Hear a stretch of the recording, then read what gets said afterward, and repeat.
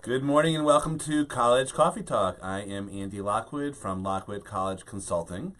And College Coffee Talk is part of an ongoing experiment that I'm doing to try to answer the 200 or so questions that we have received over the last couple of years when Pearl and I do webinars and live workshops and all that. Maybe I'll get to one of your questions. And by the way, if I don't, feel free to drop a question in the comment section. So, I am going to talk about a college admissions question today. Let me just find it, which came from Paula. And her question was, what is the one thing that will make my student stand out? So that is a great question because it covers a lot of areas that sometimes get discussed, sometimes do not get discussed about college admissions. So here's the backstory. So grades and scores, super high GPA and astronomical ACT or SAT scores are, of course, very important. But as you probably intuitively understand, or maybe you've experienced this firsthand, it's not always the kids with the highest grades and scores who get into the top schools. Very frequently, kids with lesser credentials get in ahead of the kids who are valedictorians and all that. And many parents and kids wonder, why is that? Or maybe more accurately, they kind of moan about it not being fair and all that type of stuff. You know what? It's not supposed to be fair. That's the first realization. This is not a meritocracy. It's not a pure meritocracy going to college, because so much of the admissions decision factors in things that have nothing to do with your kid's grades or your kid's scores.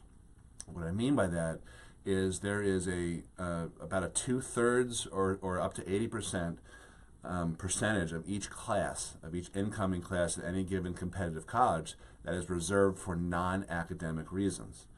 So what I mean by that is you can have certain spots allocated to underrepresented minorities or international students or athletic recruits and so on, legacies and so on and so forth.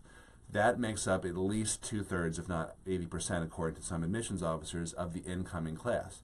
So if you're if you fall into one of these special categories, then that is a way to stand out. Now, if you don't fall into one of those special categories, then you need to work extra hard to stand out. So that's probably the question. Here's the answer. You've got to not only have great grades and scores, but you've got to work on the other chunk that gets evaluated by admissions officers. So at any given competitive college, roughly 60% of the admissions decision is based on academics. And then the rest of it, the 40%, which by the way gets ignored by Naviance if you use that college selection software, but that other 40% is really where you have the opportunity to try to explain why the admissions office should consider you or your kid ahead of the other 3, 4, 5,000 kids who have the same grades and the same scores. So how do you do that? Well, I came up with a little acronym to help people think about this called CASA, which stands for your house in Spanish, consistent atypical student activities. So consistent refers to the fact that you can't just all of a sudden in junior year decide, oh my God, I've got to do something to make me stand out. Now, to be fair, I see that situation all the time. I had a conversation yesterday with a prospective client about that, and it happens a lot. But what I will tell you is that if you are not doing anything in terms of extracurricular stuff, then it's very hard to start from ground zero. But if you're already doing something, it's a little bit easier to brainstorm and tweak, and therefore accentuate what you're already doing or plus what you're already doing in order to stand out a little bit. So let me give you an example, because I know this sounds kind of loosey-goosey. So I've actually had the same sort of fact pattern a couple different times. I have a kid now who is a client now who has overcome some pretty substantial medical issues, some obstacles, which is another way to stand out, overcoming an obstacle. And he goes around chatting or giving, I should say, presentations to different parent and kid groups who are afflicted with the same type of medical issue, which is fantastic. And I said, well, are you looking for a way to kind of plus this or expand your reach and make this into more of a thing than just giving an occasional talk here and there? And he said, yeah, I definitely want to reach more people. So he's doing a book. So I walked him through the process that I used to create my first 2 books, which were, if you've read either one of them, you probably won't be surprised to learn that I wrote them pretty quickly, and I've gotten good feedback about my books. But they're not War and Peace. They're written in a sort of conversational tone, and the way that I did that was by outlining it and dictating and having it transcribed. So this client, if he follows the plan that we laid out together, we'll have a book written within a couple of months, 60 to 90 days maybe.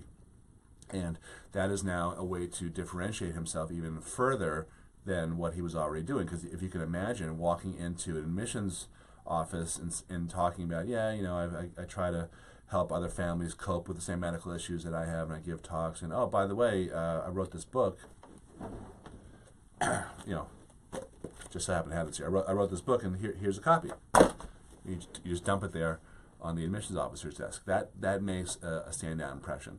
So there are many different ways, to stand out, but you've got to think about it in summary in terms of doing something that is atypical. That is the A in CASA.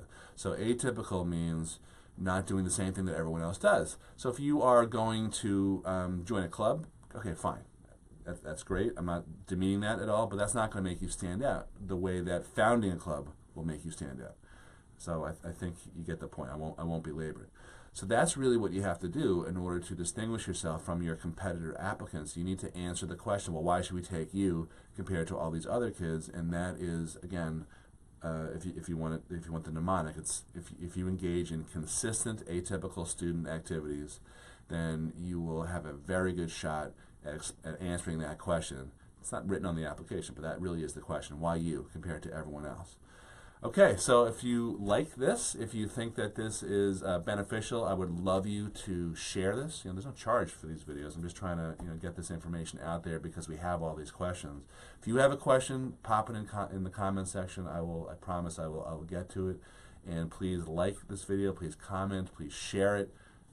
Anything that you can do to help spread the word, I would very much appreciate it. And I'm sure the parents that who are in similar situations as you, who are stressed out, and they're not getting good information from whatever sources they're looking to, I believe that they will appreciate these short little videos also. So this is Andy Lockwood. I am signing off from this edition of College Coffee Talk. Thanks for watching. Bye-bye.